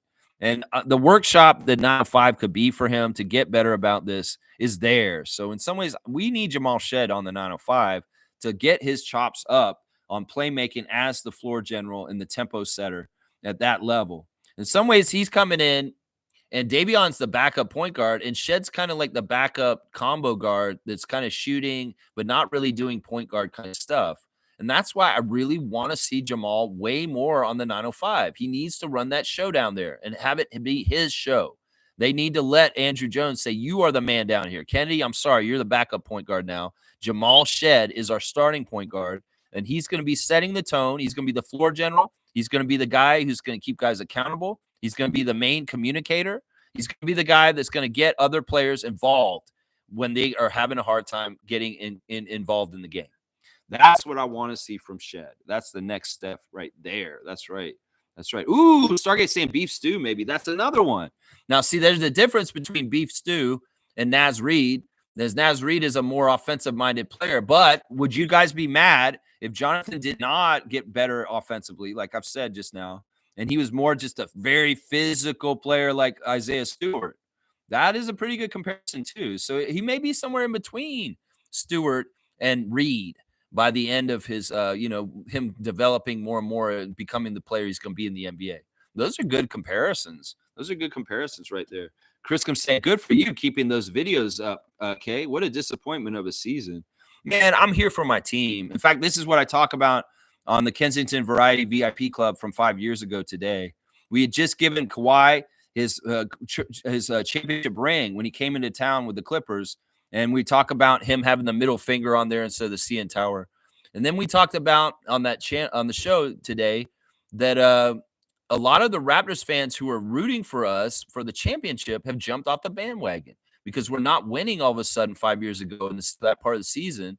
And I talked about fair weather fans that are just recent ones. I'm not like that, Chris Scum. I pledge to do this channel, win or lose, for eternity, as long as I'm around. So, it could be like 10 years, 20 years from now, I'll still be doing the show every morning, guys, and we'll see where we're at by then. There will be losing, there will be winning. There will be a mix of everything. As far as I'm concerned, I'm a real one. I'm loyal. I'm going to continue to do this every single day. I want to keep my streak up forever. Honestly, I've been doing this over 3 years now, and I haven't stopped or slowed down, and I don't plan to. That's right. Neil saying Beef Stew got a rougher edge to him. Baby enforcer, in my opinion. Naz is like a 6-man that doubles up as a power forward center. Yeah, they're two different looks, but they're both they're both types that Jonathan could aspire to become more like. He could be either one of them. In some ways, there's a lot of value in him becoming more like Stu and being an enforcer, kind of a worrisome guy. Like, we need to worry about Jonathan. He's a very strong dude. And I don't want to cross the Raptors because we may have to answer to him. In some ways, his personality may not totally be that kind of personality. Isaiah Stewart is a certain personality, and that's part of what makes him who he is. It's that Draymond kind of thing. But, maybe Jonathan could have developed it that more. Maybe he's too nice a guy and he can't. And then maybe he's more like a Naz Reid because he's bombing threes also. So I don't know. Those are interesting places that Jonathan could kind of go towards. I could see this. Yeah. Let's see. Kareem's here. Good to see Kareem. He's back. I think Mobo is a Draymond Green with more ball handling and a better shooter. Once again, I know you weren't here the other day. I hate when people compare Draymond Green to anybody. I really do. I feel like the only person I compare him to is Eugene Omoruyi, because they kind of look like each other and they play very similar. But otherwise, the way that they compared Scottie to Draymond pissed me off. And I don't want to compare Draymond to anybody. He's a hit job artist. He is a hack. He is not a good player in a lot of ways. He's just a lucky player that the NBA is allowed to have extra rules for himself that nobody else. He has to follow. He gets to follow rules that nobody else does. He can go above and beyond. They've given him allowances. So in some ways, I don't like comparing him to anybody. I like the comparisons of Isaiah Stewart and Naz Reid, though. I like that. Yeah. Let's see. Okay, so Monique watched the chat with Teresa. Maybe you could give me like the little cliff notes, Monique, for a second. What did Teresa say on IG just now? That'd be interesting. Let's see. Blackhawks saying Mobo has to have some growth offensively in the coming seasons. He will. It'll happen. It's just I get worried when people say his offensive bag, they're going to start expecting him to be like a 20-point scorer. And I don't see that. Let's see. Chris, I'm saying keep it up. I got a win prediction for our next game. It's the Bulls on Monday. We'll have some good rest, and it'll be at home. And the Bulls are the Bulls. In some ways, they've had a mixed bag of success this year. Actually, they've been better this year than I thought they would be since DeRozan left. And partly that's because Lonzo Ball's back now, finally. So I don't know. We'll have to see. We haven't played the Bulls yet this year. So it'll be fun to scout them, and I'll have the preview on Monday morning, the referees and everything, and hopefully we'll be in a good place. Maybe Scottie will be further along with coming back from his ankle injury than everybody expected. He'll get checked out next week, and it could very well be they say, yeah, your ankle's good, and he's able to play the game after the Bulls game, and he only misses like 2 games, guys. This is possible. A lot of people have been really worried and upset about Scottie getting hurt again all of a sudden. Well, I'm going to tell you, I don't expect him to be out for very long. Seriously, he's going to be back. He is going to be back. That's right. Let's see. Wayne saying Davion is great, but as what Van Vliet and Rico used to preach in training, defend and try not to foul. Referees will give you unwanted fouls already. At least try. We have our pieces just unhealthy. This is what I'll say about it. Davion's not that important for us offensively that we need to worry about him getting in foul trouble. Now, if you're worried about him fouling too much because he's giving too many points or opportunities to the other team to score, I can get behind that. But also at the same time, a lot of the nature of Davion Mitchell's fouls are not shooting fouls. They're often reaching fouls or contact fouls on screens. And in that case, he's not giving up free throws. So in some ways, if he was a player that's so essential to us offensively that we need him in crunch time to help carry us, I'd be worried about him in foul trouble. But otherwise, I don't care. He could foul out every single game and it won't matter to me. That means he put it all on the court. He used every single one of his fouls. So it's like you got to think about the player type and who they are. And Fred, that was different. Fred was very important for us in late game situations, and he had to limit his fouls. But Davion, foul away.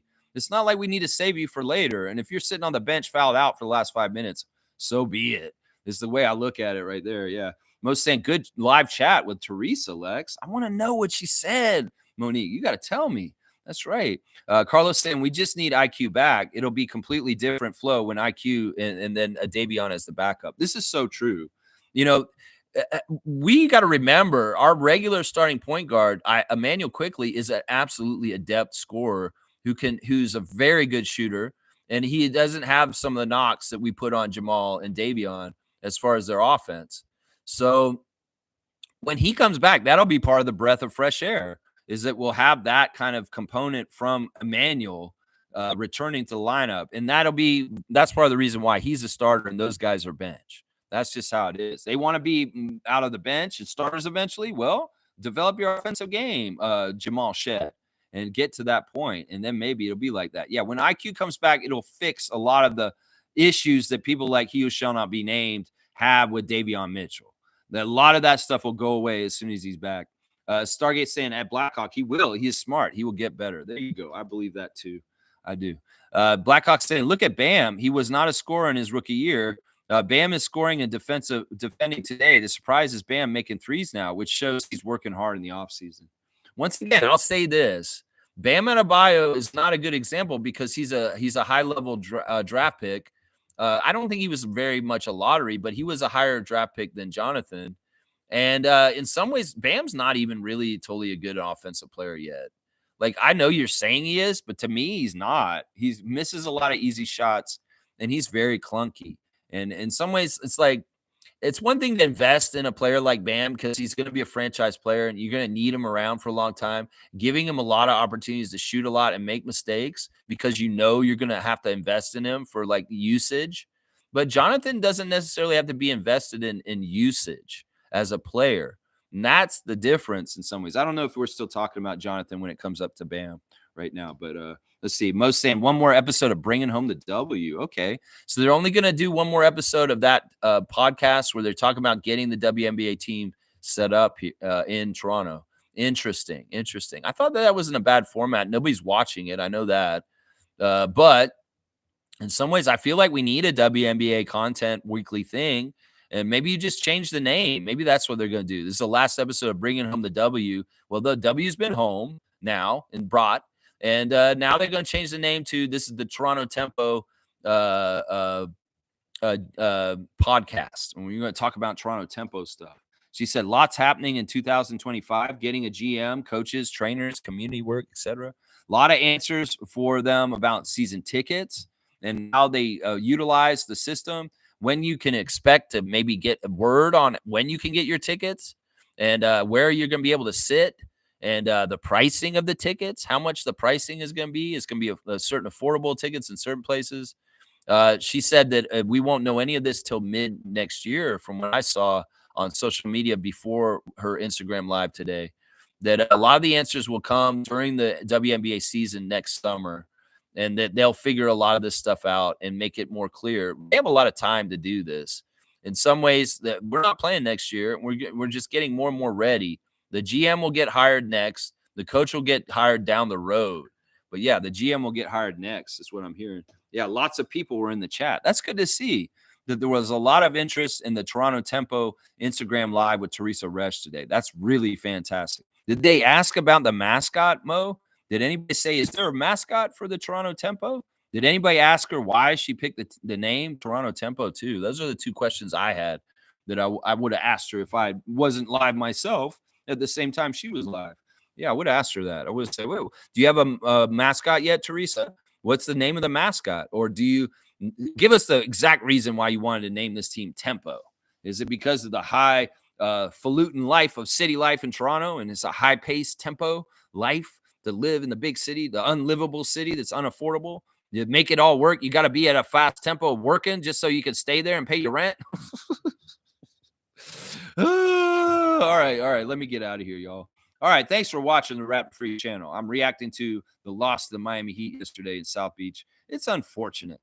In some ways, we were outmatched. In some ways, the Miami Heat showed up and did Miami Heat things at a high level, like they do sometimes. Experience people like Tyler Hero and Bam Adebayo doing fantastic things down there. So salute to you, Eric Spoelstra, and your team winning, beating us last night. It is what it is. So yeah, we're gonna have a weekend off with the Raptors coming back slowly to Toronto, I'm sure. And yeah, tomorrow, Share the Love Club, Jose Calderon, guys.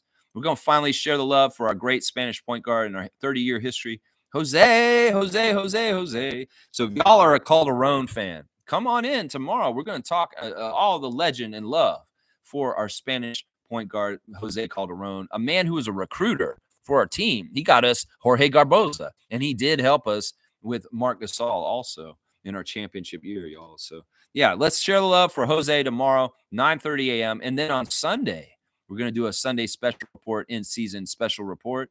I have not totally nailed down the topic, but there's a lot to choose from right now. So we'll see whatever flies my fancy on Saturday evening when I make the stream content, what I decide what it is. There's quite a few different subjects I could do right now that are pertaining to the NBA in general and the Raptors. And well, who knows? Maybe you guys have some suggestions. I'll take them tomorrow during our Share Love Club. If you guys have any ideas on what you want to see me do a Sunday report on, then I'll do some extra research on that topic, and we'll get more knowledgeable about it. Maybe it's something about the NBA and the way that it's changing. Maybe it could be something about the Raptors and the way they're changing. So yeah, you did ask those questions, Mo. Okay, cool. What did she say? Did she say that there is a mascot? What's the mascot's name? Is the mascot's name Tempo? Tem? What is the mascot's name? Is the mascot a treble clef or like a musical note or something like that? That'd be weird. Like this is our mascot, Nody. Nody. Hi, I'm Nody. I'm an eighth note. Ha ha ha. It's a pace. It's a tempo. I don't know. I'm just making stuff up. She knows fans don't like the name. She said that. She said, I know that you don't like the name, but we like it. And that's all that matters. Tempo. I mean, Teresa, is this name Tempo Rary? I mean, seriously, you guys could switch it up maybe at some point. I mean, teams have renamed themselves. If it's not working out, as in rebrand or something like that, new colors, new name. Maybe someday, I don't know. I just don't like that it's tempo because in some ways, tempo is a short form of temporary, and we don't want our WNBA team to be in existence temporarily like other teams have been like that. Portland lost their team for a while. They're going to get their team back now. But Houston hasn't gotten their team back yet. They were temporary, and they won championships with the Comets. And their team don't exist today. So I'm just saying, this is a real problem. It's not like in the NBA. Toronto's a cash cow for the NBA, and the Raptors, they're safe. Then some the WNBA team has to be successful to survive because the WNBA as a league needs to be successful to survive. And we don't want to be that one of those teams that isn't doing well, and all of a sudden we gone. Carlos saying, when I think of tempo, for some reason, I think of Chuck Berry. The mascot should be a mascot Chuck Berry with a guitar. You come out and sing My Ding-a-Ling? No. No. It's funny that you think it's Chuck Berry. One of the greatest guitarists ever, one early pioneer of rock and roll. Yeah, I don't know. Tempo always makes me think of like the thing on a piano where the piano teacher is teaching the kid how to play piano, and the metronome is the tempo. That's what I think of when I hear the word tempo. It's a metronome and like a piano lesson. And like, this is the tempo, Johnny, for hot crust buns. Da, da, da. No, you're doing it wrong. The tempo, you got to do it on the beats. Da, da, da. No, you're doing it wrong, Johnny. You're not very good at piano. Chopsticks. All right, let me get out of here before I make a fool of myself even more. Thank you for watching. Please like, comment, subscribe, and share. And if you want to join the channel, well, it's fun. You can. It's awesome. Do it. Either way, y'all, TGIF. Have a great Friday. Get out there and touch grass and stay warm, especially if you're north of the city like I am. Wow. It is cold right now. Oh, my gosh. And I'm going to be bundling up and working today. very bundled up in what I got to do for today. All right, y'all. Thanks for watching. I'll see y'all tomorrow. Saturday, Share Love Club. Jose, Jose, Jose, Jose, Jose, Jose, Jose, Jose, Jose, Jose, Jose.